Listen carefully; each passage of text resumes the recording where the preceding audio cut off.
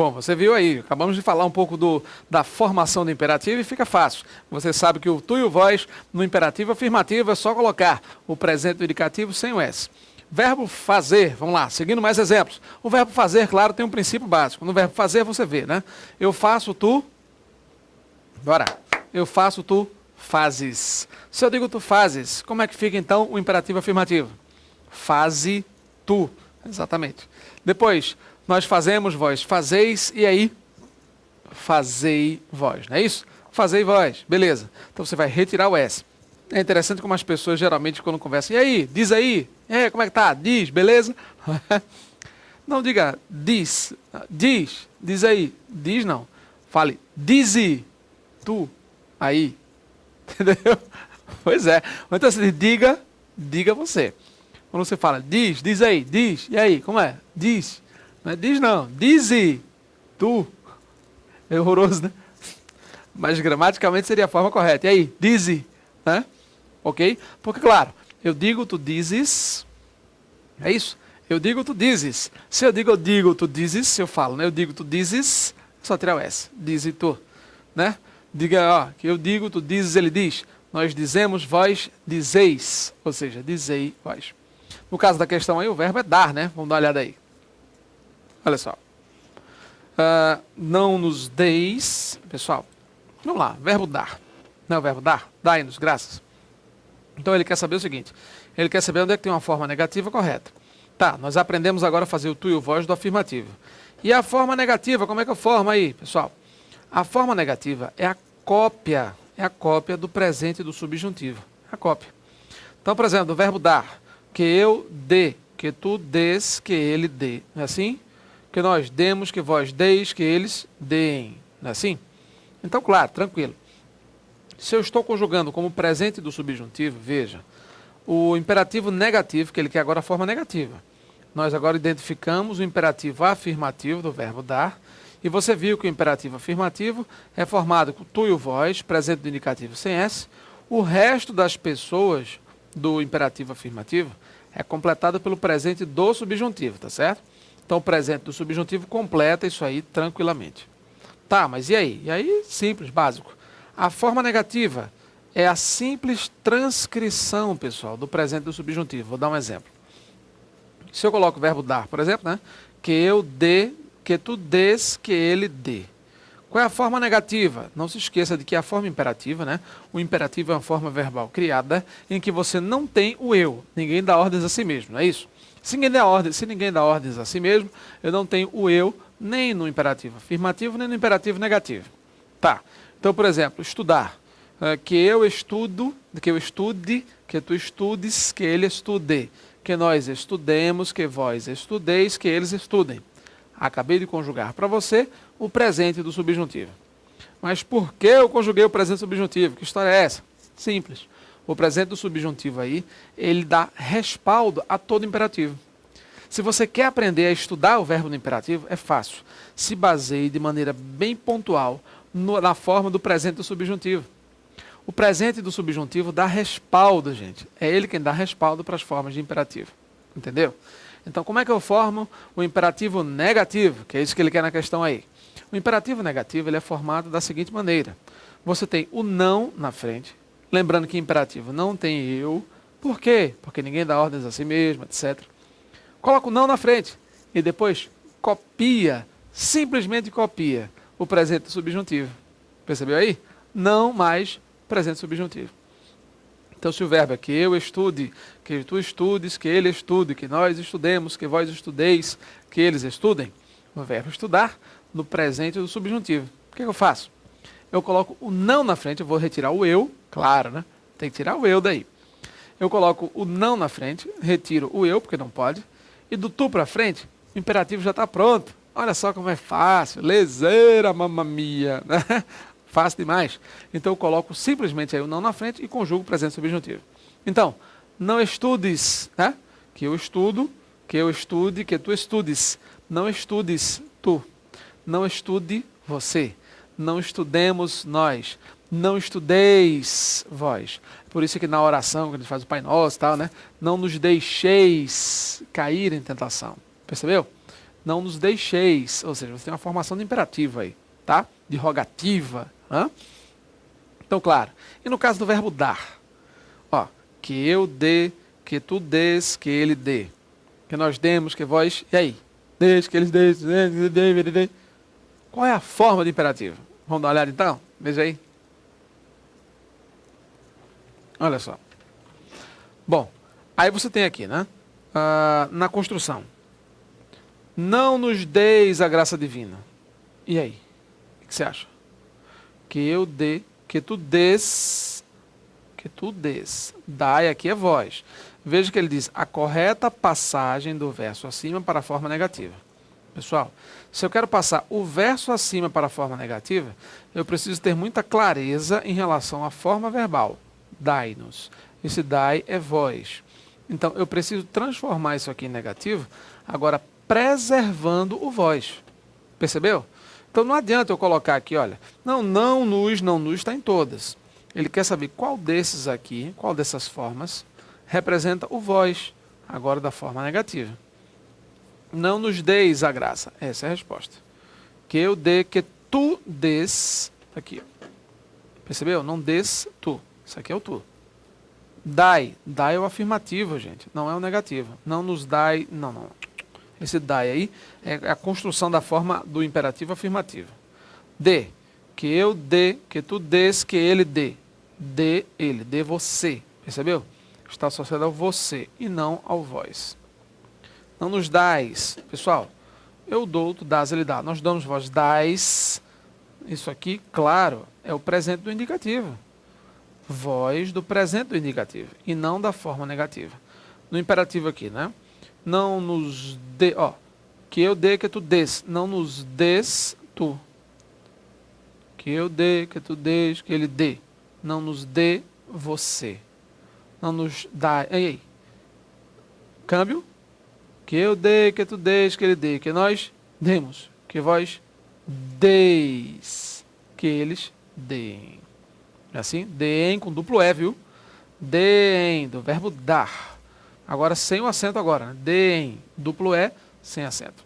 Ok? Questão 15, portanto, letra A. Vamos avançar. Questão 16 é uma questão de vocabulário, belezinha, muito fácil. Por preito, no verso 19, só não se entende, olha só, que é o sentido da palavra. Veja o verso 19. Ele diz assim, tomando uma aguinha, quase como entala agora. Trata e exulta no ferve do preito. Pessoal, a palavra preito, ele quer dizer, só não se entende. Ó, por preito, só não se entende. Se ele está dizendo só não se entende, ele quer saber do ponto de vista contextual. Preito pode ser um bocado de coisa, menos, o que você acha? Resposta certa, a letra C, exatamente, tudo bem. Você já viu o dicionário aí, já procurou saber, tá. Vamos lá. Preito, com R, pode ser veneração, adoração? Pode. Pode ser laurel? Pode. Homenagem? Pode. Incenso? Até incenso pode. Preito também pode ser, ó, ajuste, conserto com C, pacto, vassalagem, dependência, pode ser um bocado de coisa. É claro que eu dei uma pesquisada aqui, né? Lógico. Então, ó, eu tenho vários sentidos aí para a palavra preito, joia. E a palavra pleito, ó, com L. Pessoal, pleito, preito. Note, a grafia é diferente, o som é diferente. E aí?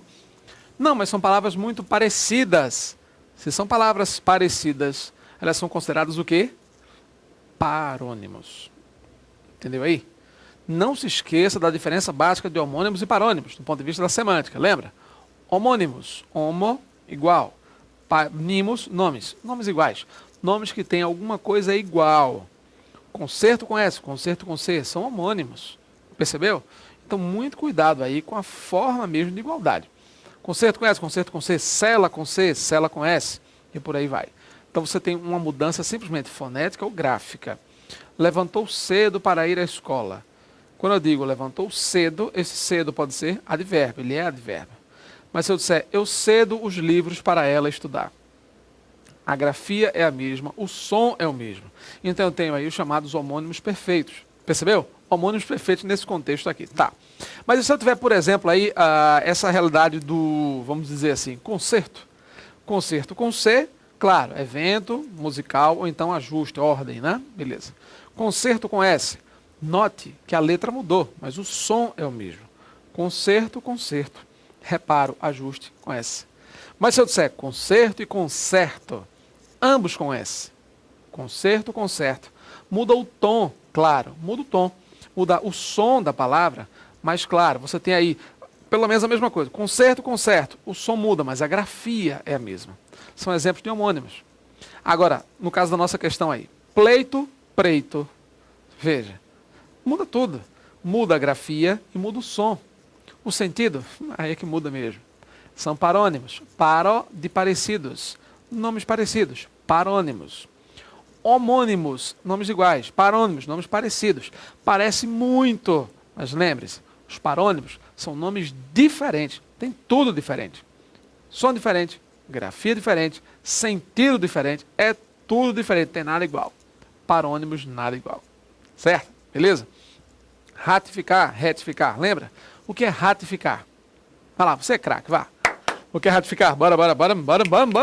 Desperta aí, vai, acorda. Hã? Ratificar, confirmar, reforçar, corroborar. Exercitando o sinônimo, hein? Tem que exercitar o sinônimo. Corroborar, confirmar, né? Beleza? Retificar, corrigir. Infringir.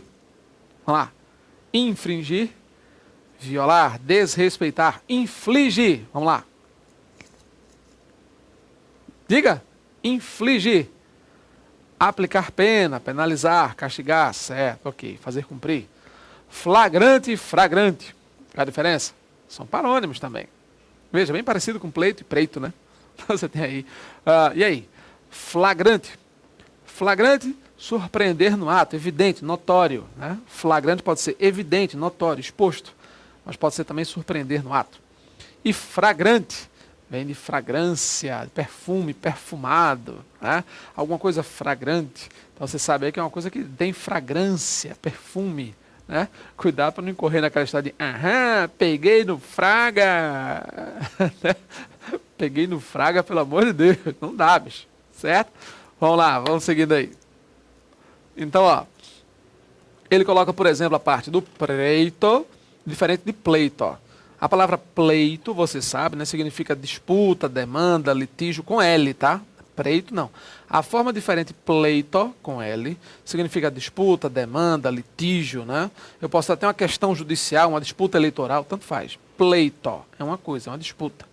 Preito, não, né? Vocês já vimos aí. Veneração, laurel, homenagem, censo, ajuste, conserto com C, pacto, vassalagem, dependência, um bocado de coisa. Questão 16, letra C, vamos lá. Nossa última questão dessa aula. Assinale a palavra que no texto não tenha valor adjetivo. Pessoal, você sabe aí, né? Para ter valor adjetivo tem que ter um valor qualificativo, né? É claro que o pronome adjetivo, ó, veja, tem um pronome aqui, tem um, né? Posso ter várias outras formas. Vamos lá. Ele quer saber o que não tem valor adjetivo. No 3, quando ele fala aí, né, na linha 3, no verso 3, tá? Ele diz, nossos pais conduziste à vitória. Pessoal, nossos pais. Nossos é um pronome possessivo. Acompanha o substantivo pais. Ele é um pronome adjetivo possessivo, porque ele é um pronome acompanhante. Lembra aquela história? Pronome substantivo e pronome adjetivo? Pessoal, um pronome é chamado de pronome adjetivo quando ele é acompanhante de um substantivo. Ele é chamado de pronome substantivo quando ele exerce o papel do próprio nome. Vamos lá. Avançada, no verso 11. És, Senhor, sentinela avançada. Pode ver. Quando ele fala sentinela avançada, essa palavra avançada está especificando, qualificando a palavra sentinela. Sentinela avançada. Sentinela é substantivo, então tem função adjetiva, sim, porque acompanha o substantivo. Letra C. 100, no verso 2. 100 anos. Pessoal, mas aqui é um numeral, né? É um numeral. Pessoal, mas eu tenho numerais com a mesma função. Um numeral adjetivo, um numeral substantivo. E qual é a diferença? Se eu disser 2 é bom, 3 é demais. Quando eu digo 2 é bom, 3 é demais, note, o 2 é um numeral substantivo. Está exercendo o papel de um nome, é o sujeito da frase aí. 3 é demais, 3 é um numeral substantivo. Toda palavra, numeral substantivo, pronome substantivo, quando ele estiver exercendo o papel do nome, o papel do substantivo, tranquilo, é assim mesmo. Pronome substantivo, e nesse caso agora do 100, numeral substantivo, de 100 anos e tal. Agora, se eu disser, por exemplo, já vi mais de 100, termo substantivado. Você nota que a diferença é bem grande. Agora, note que nesse contexto aí ele coloca na frase, deixa eu tentar pegar o verso aqui, ele coloca, há que 100 anos. 100 é um quantificador. É uma palavra que especifica anos, quantifica a palavra anos. É um numeral adjetivo, tem função adjetiva, que eu estou quantificando aí. A resposta certa, claro, você deve ter visto aí, resposta certa, letra D de dado. Por quê? Olha o verso 17. No verso 17 ele coloca aí, aos teus pés que nos deste o direito, que deste a nós o direito. A função aí não é adjetiva, a função é substantiva. Esse nus aí é um pronome oblíquo que exerce o papel de objeto, de complemento. Se é um objeto, se é um complemento verbal, a função é substantiva e não adjetiva. Questão de número 17, portanto, resposta certa, letra D de dado. Próxima aula, redação oficial, hein? Tá lá.